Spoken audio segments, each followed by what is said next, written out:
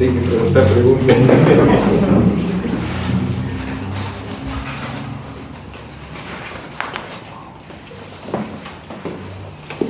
Una cosa que podría decir yo, mientras pienso en alguna pregunta, es el papel central que juega acá el tema de la angustia, que fue el camino que yo recorrí, con el cual me topé. Y el otro es tener a mano una noción o buscar un concepto. El problema es el lenguaje nos condiciona mucho a la hora de pensar algo que no tratamos de entender y no vemos con mucha claridad. Y es que yo recuerdo un viejo profesor que en su momento, ya fallecido, era abogado, Agustín de la Riega, que hablaba reemplazaba el tema del ser por el tema del haber.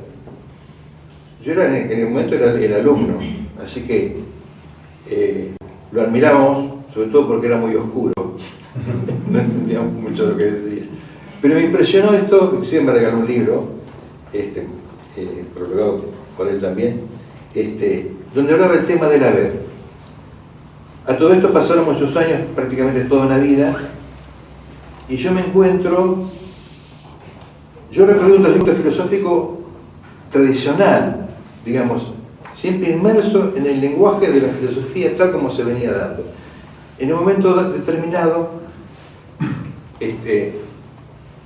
me encuentro con algo que rompo con todo eso anterior. Y consiste básicamente en que había una cuestión pendiente con Heidegger, con el tema de la angustia.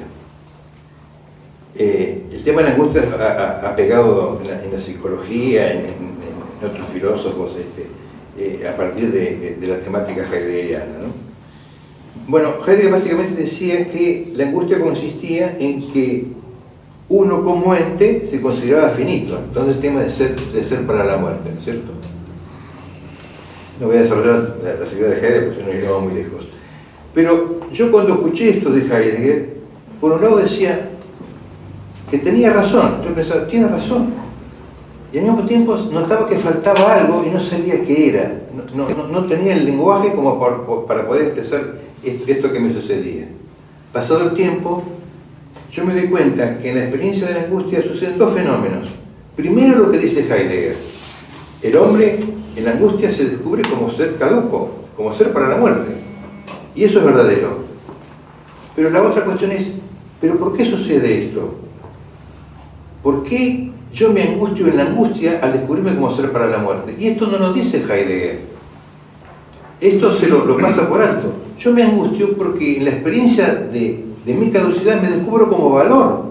O sea, como fundamento, debajo de la experiencia ontológica, que es la del ser, en este caso ser para la muerte, está la experiencia de que yo soy consciente de que soy valioso. Solamente bajo esta condición me puede impactar el reconocerme que soy un ente caduco.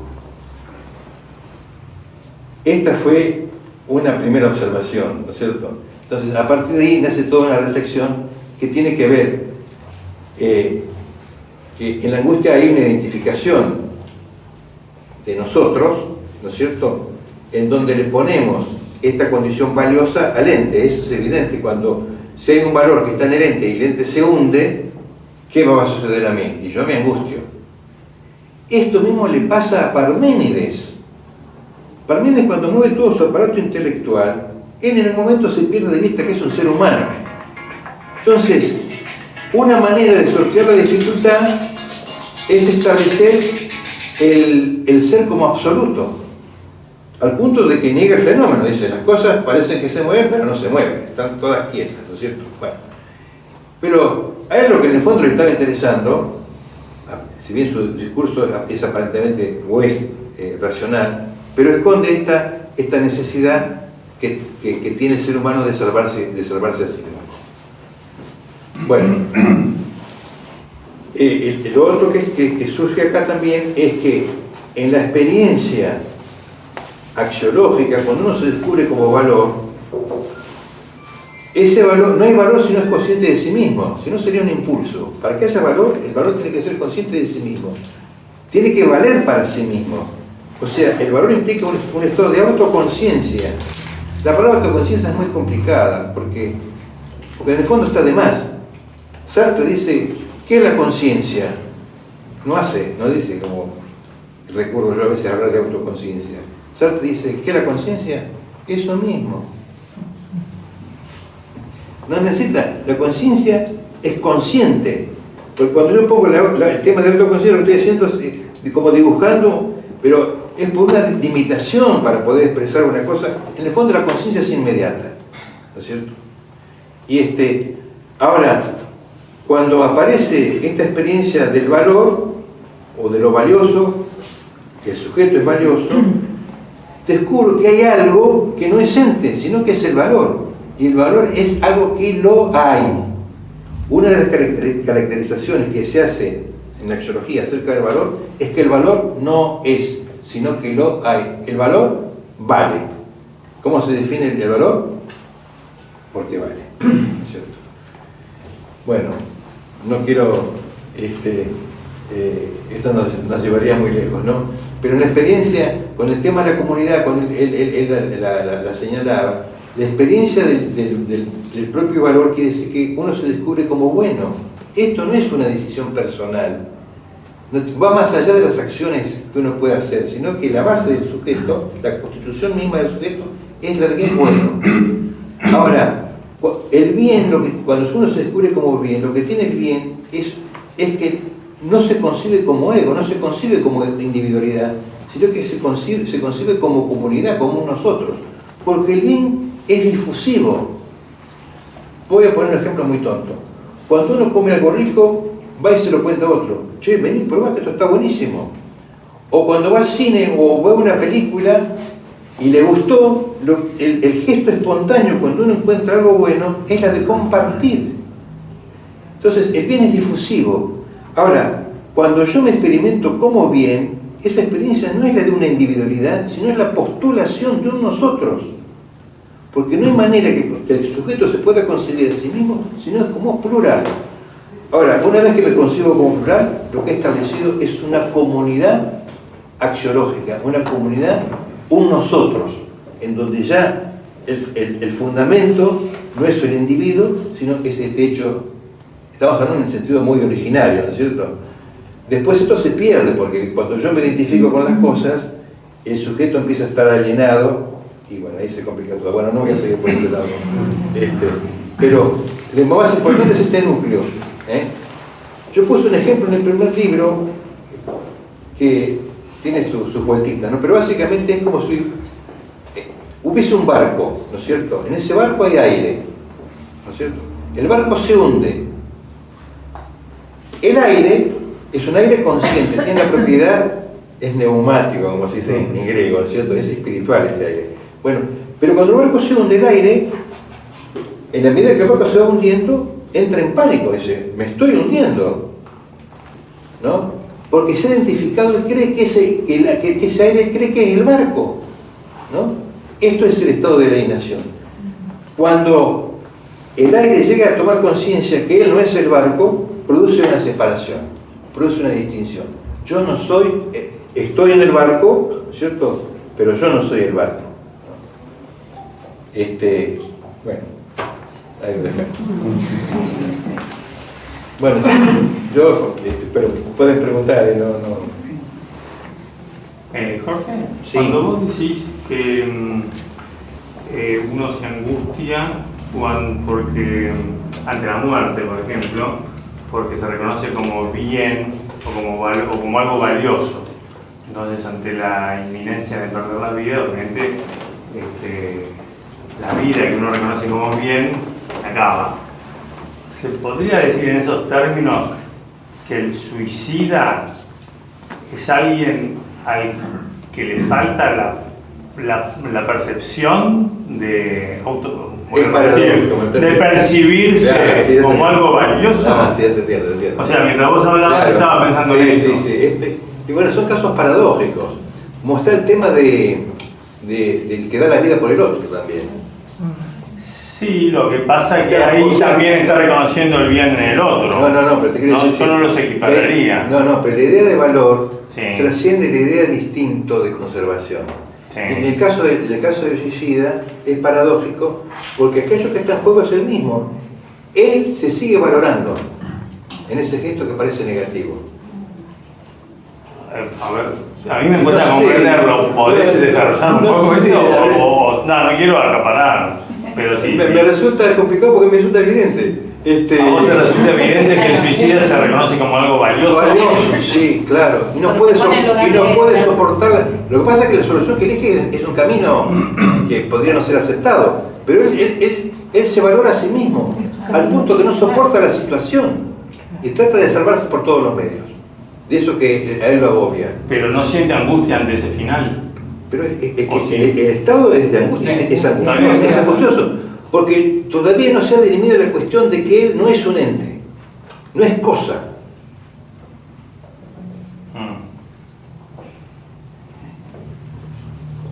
Está bien. Es cierto que también el suicidio es una forma de ponerle fin a la angustia, ¿no? Sí, claro. Y pero eso vos querés decir que en eso... Pero hay una percepción de valor. Sería por lo negativo reconocerse. Bueno, un poco... Hay un reconocimiento de valor ahí. A primera vista parece contradictorio, pero... No, pero... Bueno, el problema de la angustia es que siempre es paradójica. Sí, claro. ¿No? En el caso de Heidegger, él dice que aquello que le angustia es el ente. Esto estuvo muy, ya dijo, estuvo muy vivo Heidegger, porque dice, ¿cómo soluciona el individuo ante el ente que la angustia? Huye hacia el ente. Yo diría lo contrario, ¿no? Pero siguiendo otra tradición, no todo lo he pensado yo solo, ni mucho menos, ¿no? Yo recojo otra fuente que en este momento no voy a andar diciéndolas, pero uno bebe de otros lugares. Porque la solución de la angustia no es corriéndose al ente, o sea, hacia las cosas, sino saltando fuera, dando un paso atrás, retirándose. Ese es el otro camino. Pero eso implica que uno ha comprendido cuál es el problema, ¿no es cierto? En tanto uno se comprende solamente, se piensa a partir del ser cosa, del ser ente, está sonado. Porque lo piensa su condición valiosa en términos ontológicos, lo piensa como él. Sí, perdón, sí. No, yo me quedé pensando también en la pregunta de ¿qué pasa en un delincuente que no tiene el valor que mata o muere? ¿La angustia se producirá también? Yo creo que no tiene límite a sus propios deseos. Le da rienda suelta a sus propios deseos. Un poco... Nadie escapa a la condición humana, ¿no? Hay dos, yo creo que siempre hay dos miradas. Una mirada corta, que es la que uno suele ser bastante reductor y condenatorio, ¿no? Y que de alguna manera está justificado. Y una mirada más profunda, que tiene que ser compasiva. Que todo ser humano está de alguna manera enfrentado a una situación muy difícil de resolver, ¿no? Y en la medida en que no favorezcamos una mayor comprensión de esta situación, digamos, las condiciones sociales tienen un gran peso, pero también tienen un gran peso porque no hay otros elementos que permitan que la persona se experimente de otra manera también, ¿no es cierto? No sé si soy claro. Todo el tiempo se nos dice que somos una basura, que somos descartables, que somos sustituibles, que somos malos. Entonces, si ese es el discurso habitual, si eso uno se lo cree contradictoriamente, porque uno en el fondo no es eso, entonces los resultados no pueden ser buenos. Que se dice que uno es malo, se dice a través no solamente a través de las palabras, a través de los gestos, del desamor, del desamparo, que puede venir a una determinada edad o a otra. Eso, bueno, tiene una gama extraordinaria de posibilidades de ser negado o de ser descartado. Ahora, ¿por qué todos estos hechos son dolorosos? Porque no hay ninguna persona que no se sienta valiosa. Por eso le duele tanto, por eso la angustia. Si no hubiese una base axiológica de valor en los seres humanos, todo no sería indiferente. Yo no sé cuál fue el Epicteto fue que le rompieron el brazo. que era estoico. Bueno, era estoico, le quiebran el brazo y no dice, bueno, me rompiste el brazo, ¿no?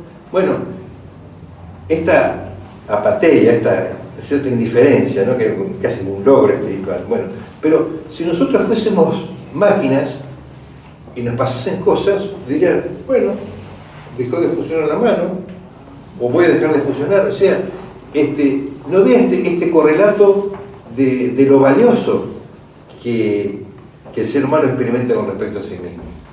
Y esto no lo elige nadie, nacemos así, ¿no? Por eso, otra de las vertientes es que cuando uno se comprende como valioso, también tiene que comprenderse que es un don. El tema del diamante o de la joya, ¿no es cierto?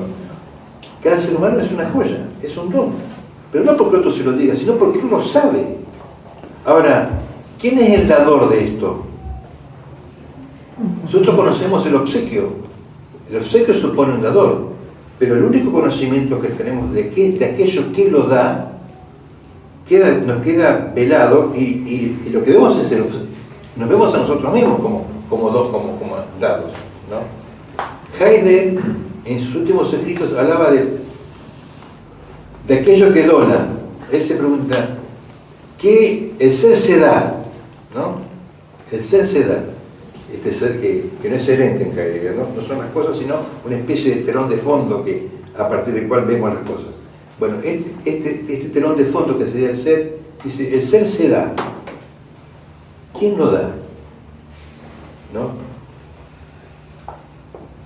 Imitándolo, yo me planteo esto mismo, en el caso de la experiencia del sujeto que se experimenta bueno o valioso, como riqueza, ¿qué es eso que lo da? No lo sabemos. Queda velado eso, ¿no es cierto? Queda velado. Pero que uno se experimenta como valioso, eso para mí es indudable. Sí. Una pregunta. ¿Puede ser que entendida la angustia en realidad como un punto de partida para la plenitud? Lo digo por esto, a ver si entendí, porque por ahí no entendí nada.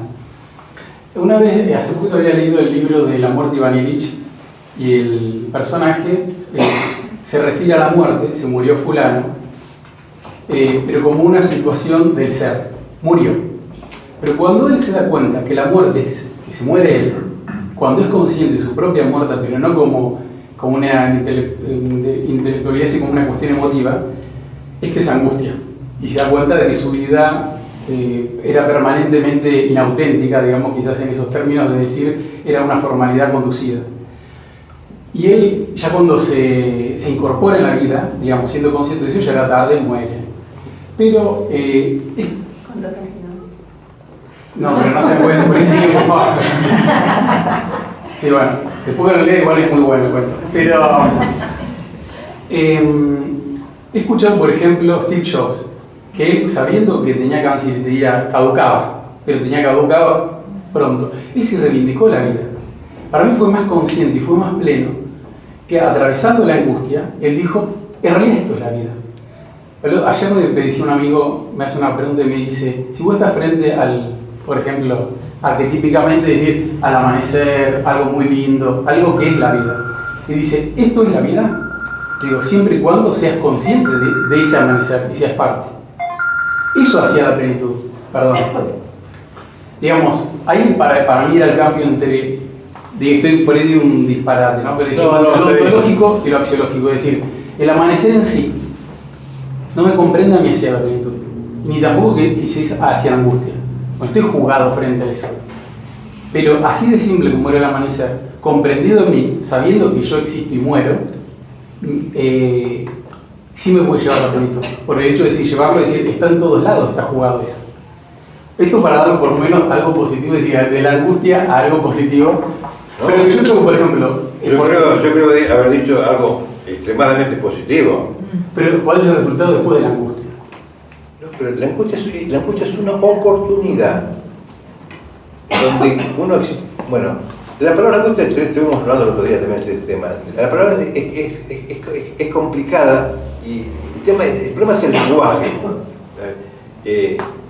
Quizá habría que buscar otra palabra que no está inventada, no sé. Bueno, el tema, porque una cosa es la angustia existencial, o hay una faceta psicológica con respecto al tema de la angustia, ¿no es cierto? Y acá estamos hablando de una definición filosófica, si quiere, pero esta página no es... Bueno, está marcando otra realidad. Uno puede estar angustiado psicológicamente o no. Sin embargo, la angustia a la cual estamos haciendo referencia le compete a todo el mundo, porque le compete como ser humano, que es comprenderse valioso, pero como un ente caduco, en esta ambigüedad.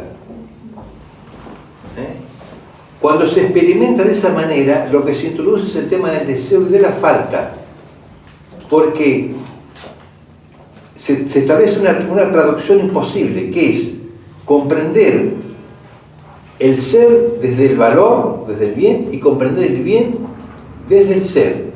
Entonces, yo utilizo otra imagen para que ustedes me entiendan, que es esta. Es la de pedir peras al olmo. No se le puede pedir peras al olmo. Estoy pidiendo una traducción que es imposible. Que me diga o sea, estoy reduciendo una realidad a otra. Entonces, cuando yo intento traducir una realidad a otra, como esta realidad no lo puede traducir, se presenta una falta. Entonces, al ente, que puedo ser yo, le va a faltar valor. Y al valor le va a faltar ente. Entonces, lo que se produce es una tensión que se proyecta, la idea de proyecto, la idea del deseo, implica una productividad. Yo intento salvarme como ente por lo pronto. ¿Qué voy a hacer para salvar el ente? Hago lo que me parece bien. Lo fundamento. Invento un pensamiento en donde digo las cosas se mueven, pero no se mueven. Eso es una racionalización, ¿cierto? Ahora, también voy a intentar producir al ente como valor. Entonces voy a producir bienes. Este es el costado económico de todo este tema, ¿no es cierto? Lo cual nunca no tiene fin, lo mismo que el deseo, porque siempre aquello que estoy buscando en las cosas es algo que no son cosas, que soy yo mismo, en términos de que yo ahí me falto, no puedo ser ahí, no puedo ser como cosa, y no puedo ser como nosotros, porque ese es el tema. Entonces voy a perseguir me voy a perseguir a mí mismo. La definición que yo leí acá es la de Kierkegaard: querer y no poder ser uno mismo. En eso consiste la angustia, en este intento, ¿no? Pero no puedo serlo porque me estoy poniendo afuera. Mientras yo me proyecte afuera, en lo otro que soy yo, que no soy yo, mejor dicho, soy inalcanzable. Entonces voy a perseguir mi imagen, voy a perseguir mi identidad. Entonces me voy a identificar con rótulos, ¿no es cierto? Entonces voy a ser, yo soy el pintor o soy el filósofo, y esa va a ser mi identidad. Ahora, si me sacan eso, me quedo sin identidad. No. ¿Se entiende? Entonces, la falta me plantea una trayectoria, una especie de carnada, ¿no es cierto?, que nunca puedo alcanzar. Que nunca puedo alcanzar. Y el tema es que se produzca, que la angustia se pueda ser comprendida, ya no ontológicamente, sino axiológicamente, y que se produzca una ruptura. Eso en el orden del pensamiento, ¿no es cierto? Porque esto también tiene que ser existencial. El pensamiento lo que abre es la posibilidad de comprender cómo puede ser esto. Es una indicación. Y cada cual, yo lo que siempre pienso es esto: lo que está escrito en los libros vale en la medida en que pueda ser cotejado por cada uno. Si no es cotejado por cada uno, no sirve de nada lo que está escrito. Ahora, yo creo que es posible. Pero es posible si se cambia el punto de vista, el modo de pensar, si dejamos de pensar ontológicamente y pensamos axiológicamente, en términos de dignidad, en términos de haber. Hay ser, sí, hay cosas, pero también hay valor. Y el valor ya no es ser. Lo que ha hecho Occidente es que el valor pasa a ser una proyección del sujeto que se predica de una cosa. Una cualidad. Claro, por eso dice, un árbol es lindo para mí, pero para él no. Ah, pero el árbol sigue siendo árbol. Esa es la definición que da la ontología. El ser es más importante que el valor.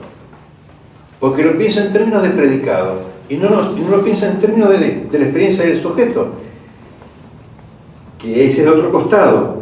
El observador, el sujeto, siempre es lo que se saltea, cosa que hace muy frecuente la ciencia, hace frecuentemente eso. Al sujeto se lo saltea, se lo deja afuera, y el sujeto no aparece en ningún lado, no aparece reflejado en ningún espejo, no puede ser objeto, no puede ser observado, salvo ¿por qué? Por el mismo sujeto. Porque el único que es consciente de sí mismo es sí mismo. Nadie nos puede observar, nosotros somos invisibles para los demás.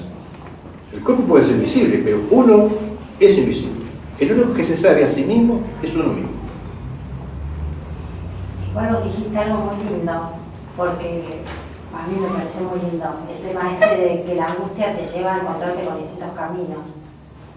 Y eso me parece genial para poder poner el valor, ¿no? Que nunca lo había pensado de esa manera, ¿sí? Me parece que de esa manera como que vos podés desarrollar ese valor que a lo mejor te falta y por eso te terminás cosificando, porque te está faltando el valor en uno mismo. Y creo que es un poco lo que le pasa a la sociedad hoy, ¿no? Que necesita de ese ente porque no tiene valor, ¿no? Porque no nos reconocemos a nosotros. Tenemos grandes dificultades de reconocernos a nosotros mismos. Pero esto lo del camino me parece... Bueno, ahora, la única manera de conocerlo es paradójicamente es una experiencia de la angustia, lo que parece el lugar donde, porque es el lugar del desvío también, sí, ¿no es cierto? Es ahí donde nos extraviamos, pero también es el lugar de la recuperación. Ahora, en términos evolutivos, lo que primero sucede, y le pasa a los chiquitos, es que uno se identifica con las cosas. Entonces, los chicos tratan a las cosas como personas. Qué raro eso, que lo traten como personas. Y es lo más lógico, porque todavía no ha podido despegar, ¿no es cierto?, lo que es sujeto de lo que es objeto. Y llegamos a adultos y todavía nos sigue pasando eso. Nuestro drama personal es que no llegamos a percibir con claridad que no es lo mismo lo corporal que la conciencia, el alma, el espíritu, los nombres pónganlo aquí. Pero lo más importante es que somos conscientes de eso. Y no es una reflexión, la reflexión es algo posterior. El punto central es que es una experiencia, nos experimentamos como buenos, como dignos.